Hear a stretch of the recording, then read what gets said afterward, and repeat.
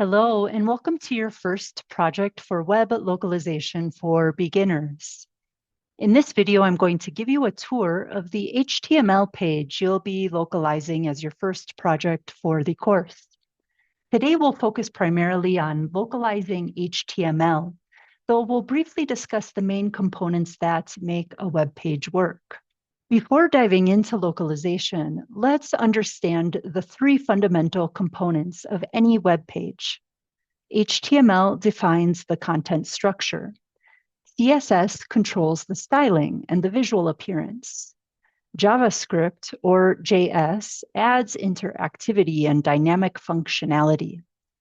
Let's see how these components work together in a practical demonstration. Here we have a simple HTML page in an empty folder titled Terminology and GAI. Notice what happens when we drag this file into Chrome. As you can see, only the basic unformatted text appears. Now let's add a CSS file and an image to the folder. Much better. The page now has styling, but it still lacks interactivity. Let's add a JavaScript file to enable the terminology quiz at the end of the page. Wait for it. Perfect. Now the page is interactive. Finally, let's add the Spanish language version of the content. Excellent. Now we can switch between English and Spanish using the language selector. This is the magic of web localization. Now let's open Visual Studio Code to examine these files more closely. First, we select the folder containing our web page files. As you can see in the left column, we can navigate between the different project files, and in the main space on the right, we can edit these files. A helpful tip, you can activate autosave from the file menu so your changes are saved automatically. Let's open our HTML file and analyze it line by line. The first line is the doctype declaration, which tells the browser what version of HTML we're using. The second line defines the main language of the document as US English, or ENUS. When we localize this page, we'll change this value to ESMX for Mexican Spanish. In the head section, we find the character set to UTF-8, which is crucial for localization as it allows special characters like enye or accents to display correctly. The page title, this page title is what appears in the browser tab.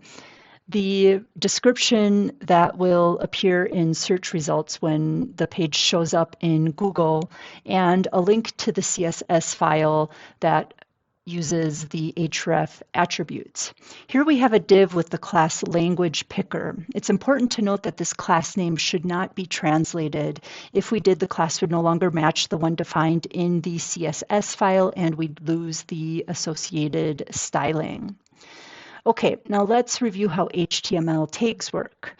In this coding language, almost all elements have an opening tag and a closing tag.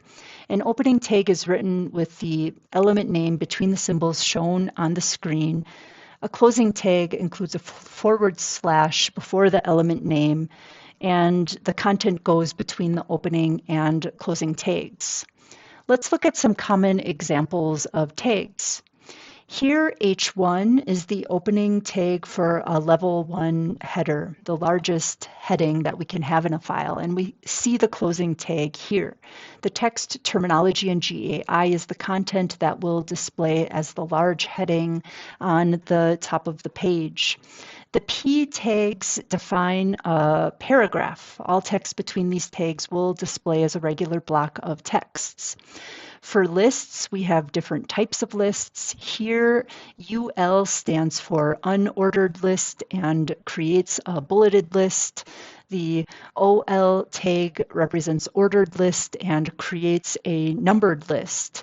Each list item, no matter if it's ordered or unordered, is defined with LI tags for list item.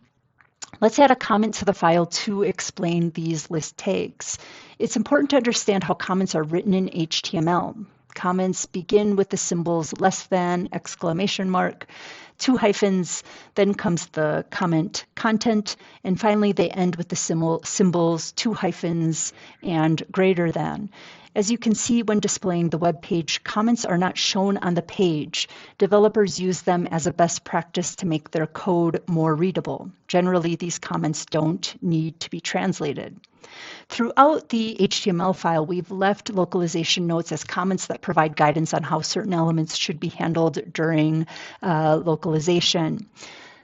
For example, here we have a loc note that says author names should remain unchanged for some languages, while for other languages they may be transliterated. We recommend reviewing all these notes in the file to better understand the specific localization considerations. Links work through the href attribute, which is where we place the URL the link will lead to. The target equals blank attribute makes the link open in a new tab. If we remove it, the link will open in the same window. It's important to note that during the localization process, we often need to update these links so that they direct to content in the corresponding language of the page. For example, if we're localizing a page to Mexican Spanish and there's a link that leads to a page in English, we should verify whether a Spanish version of that documentation exists and update the link accordingly. This significantly improves the user experience as the person browsing can continue to do so in their preferred language. Okay, now let's talk about an important aspect of web localization, images and alternative text. In HTML, images are inserted with the img tag, which includes a very important attribute called alt for alt text or alternative text. The src attribute for source indicates the path to the image file, while the alt attribute provides alternative text that describes the image. This alternative text is very important. It serves for accessibility so that people using screen readers can hear what the image shows if they're having a screen reader read the page. It's also a fallback. If the image can't load, this text will display in its place. Let's do a quick demo. Now let's temporarily remove the image from our folder. Let's see what happens here. You see how the alternative text appears when the image isn't available. During the localization process, this alternative text must be translated to the target language. It's an element that's frequently overlooked, but it's crucial for both web accessibility and to have a complete localization. In VS Code, you can easily find these alt attributes by searching for img or alt in the code. And remember to translate this content while maintaining the same meaning and context as the original image. Okay, let's head to the bottom of the file where we have a quiz with answers and questions. When we click on the answers and submit the quiz, additional content loads on the page. But where does that content come from? Because it's not in the HTML file, as I will show you in just a second here. What we're about to find out is that this content comes from the JavaScript file, which is a different programming language. In this first lesson, we're focusing on localizing the HTML file, but in the next topic, we're going to learn how to properly localize JavaScript files, externalizing those strings. Okay, one last quick demo. Let's quickly look at how to use the inspect tool in Google Chrome. We want to look at those developer tools. So we're going to right-click on any part of the web page, select inspect from the menu. The developer tools panel will open, usually on the right side or the bottom of your navigator window. Focus on the Elements tab for now, which shows all of the HTML code for the page. When hovering your cursor over the different sections of the code in the Elements tab, the content connected to that code will be highlighted on the web page. You can also click the selection icon. It looks like an arrow with a square in the upper left corner of the developer tools, and then click any element on the page to jump directly to its HTML code. This tool is very useful for identifying where the code or content requiring translation is located in the HTML file.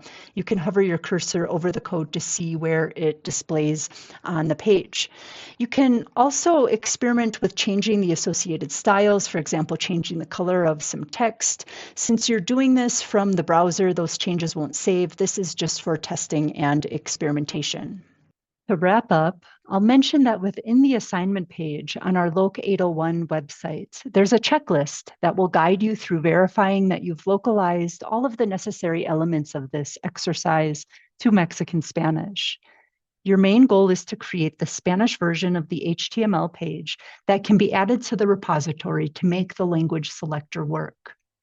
As an additional challenge, you could localize the content within the JavaScript file, recreate the image, and add more languages to the web page. And that's it for the walkthrough for this first project.